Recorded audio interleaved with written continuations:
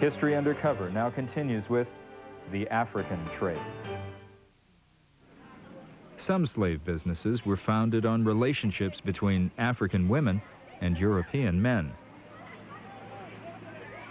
If the men went home, the wives took charge.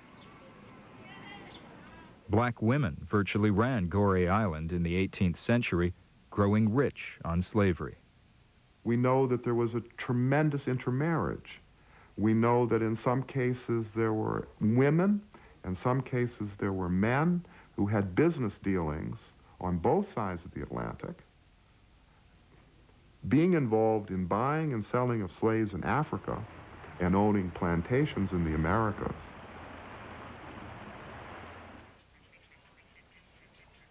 James Island was the center of English slave operations on the River Gambia.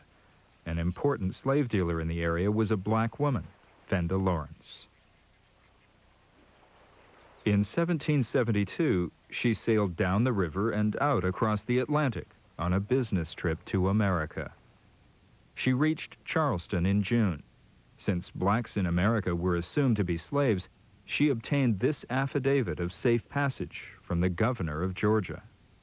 Fenda Lawrence, a free black woman and heretofore a considerable trader in the River Gambia on the coast of Africa, hath voluntarily come to be in this province, and I do permit the said Fenda Lawrence to pass and repass unmolested.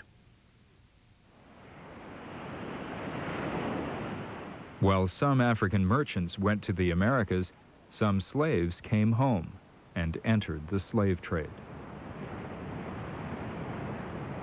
Il y a beaucoup d'esclaves qui sont revenus par l'intermédiaire de leur maître. Ces Brésiliens qui étaient ici sur place avaient besoin des interprètes, ceux-là qui connaissent déjà leur langue, leur culture. Là, ils leur faisaient appel. Ces esclaves venaient ici, aidaient ces mêmes maîtres à expédier des esclaves.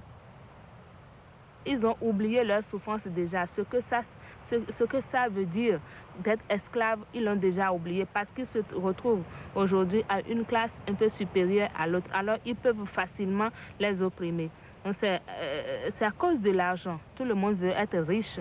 C'est pour ça qu'ils se sont donnés à la traite des Noirs.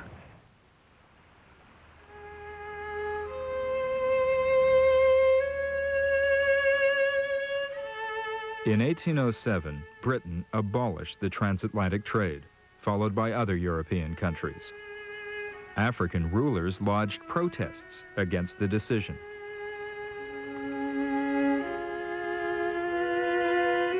In 1820, a white delegation crossed the River Pra and reached the Ashanti king, who told them, "The white men do not understand my country, or they would not say the slave trade was bad.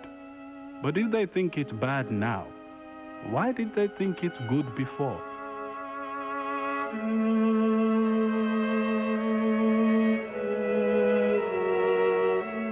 In fact, slaves were illegally sold across the Atlantic for 50 years, and the domestic and trans-Saharan trade went on unchecked.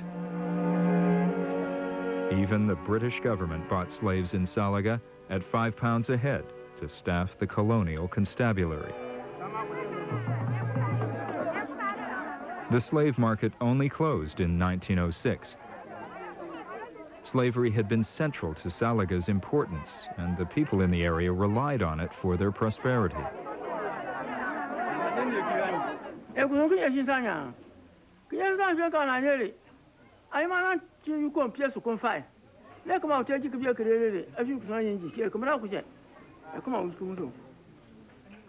As a child, Chief Dosi II remembers seeing what was left of the market.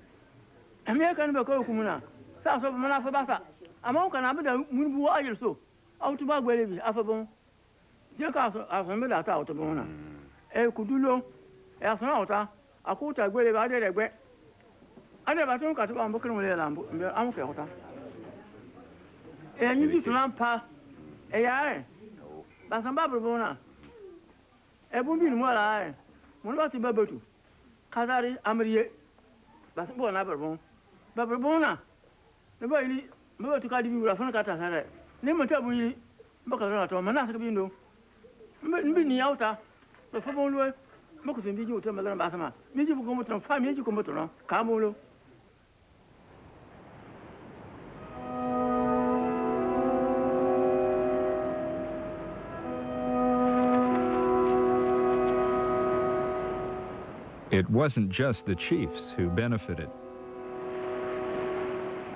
The canoe men now go out fishing, but for 300 years they carried slaves to the ships. Others escorted slaves from the interior or grew food for the Atlantic crossing. The economy of West Africa became geared to the slave trade and virtually dependent on it.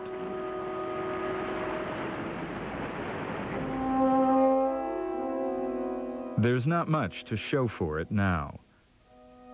The gin's been drunk, the gunpowder fired, the glasses smashed.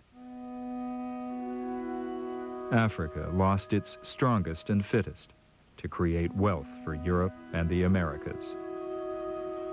In return, Africa got nothing lasting, nothing on which to build and progress. There's no question that Africa lost. And you can see it. Africa in 1500, at least Western Africa, isn't so different